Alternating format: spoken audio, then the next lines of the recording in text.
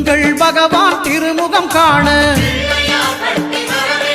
அங்கு கற்பக பெருமான் தொப்புள் குழியில்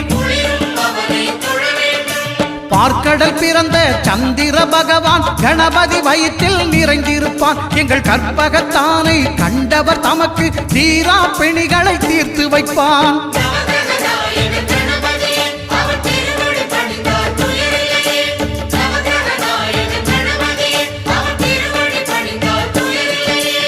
ஒன்பது கோளும் ஒன்றாய் காண